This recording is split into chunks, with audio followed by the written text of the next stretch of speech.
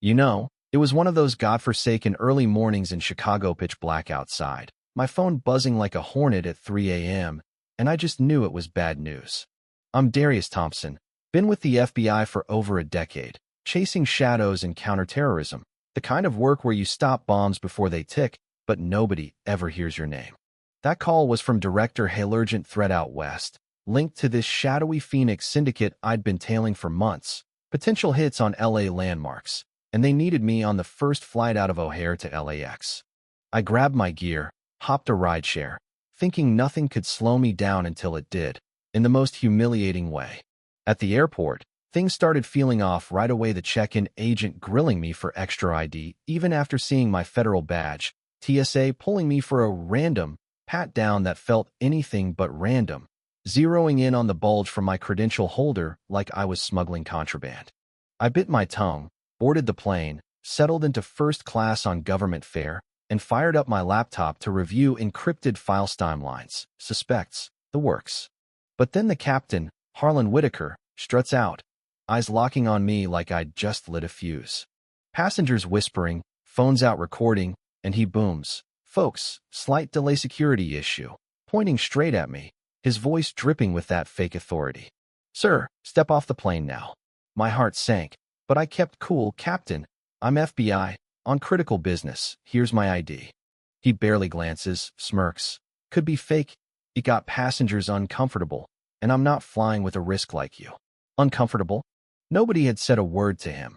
It was all him, seeing a black guy in a suit and deciding I didn't belong.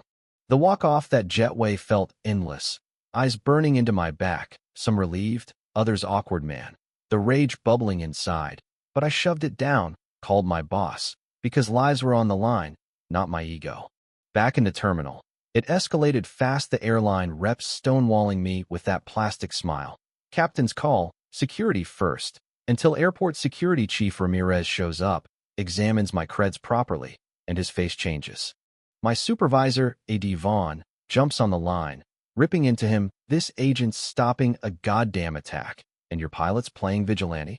Turns out Whitaker had a history for prior incidents. All minorities booted for gut feelings that were pure bias, rooted in his old-school resentment from some bad neighborhood beef back in his day, where he blamed those types for everything. Airline VP Elena Cortez rushes in, pale as a ghost, apologizing profusely after digging into his record. "This is unacceptable. We'll fix it." But Whitaker digs in.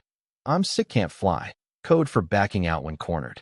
They swap him with Captain Lena Vasquez, a sharp Latina pilot who'd trained with me on security protocols, and she whispers as I reboard, "We got this, Darius, let's get you to LA."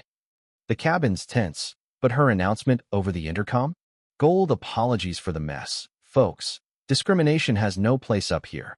I sat there, laptop open again, but inside, seething. How many times had this crap delayed me before, from Detroit stakeouts to Vegas briefs? All because folks couldn't see past skin? We land in LA. I dodged the media scrum with help from a fellow passenger, a sharp DA named Mia Lopez who'd clocked the whole drama and slipped me through a side exit. Vaughn picks me up, briefs me in route, the cells accelerating, targets like Union Station, and damn if my delay hadn't given them extra hours. At the ops center, my intel nails it. The syndicate's hitting the transit hub, patterns from their past ops screaming it. We roll out, nab the ringleader Javier Ruiz mid-setup, him sneering. "You were supposed to be stuck longer, our guy at O'Hare tipped us." Twist? Their informant exploited Whitaker's prejudice, turning one man's bigotry into a near-miss for terror. We shut it down, lives saved, but it hit me because isn't just personal, it's a chink in the armor enemies love. Months later, it blew up. Congressional hearings where I testified. Whitaker grilled on his pattern, admitting under oath his instincts stemmed from old grudges, not facts. The airline CEO steps down amid boycotts. New Thompson guidelines roll out nationwide. Mandatory bias training, credential protocols, turning my nightmare into reform. Whitaker, grounded, teaching Sims in some backwater, forced into therapy. I got promoted, heading a unit on rights and security, even met the press. But here's the thing that sticks: met that businessman who'd complained about me, Tom Riley, over coffee. Guy's changed, volunteering for diversity programs, says, I saw a threat where there was none. Your story woke me up. Satisfying. Hell yeah, watching Whitaker's empire crumble from his own hate. Yet, it leaves you wondering if one pilot's ego nearly lets bombs go off, how many gut feelings are still out there, quietly risking us all. What do you think? Was Whitaker just a bad apple? Or is the system rigged to let this slide? Have you faced something similar, where bias almost cost big? Drop a comment. Share your take on justice versus security. Like if this hit home, and subscribe for more real stories where the underdog flips the script.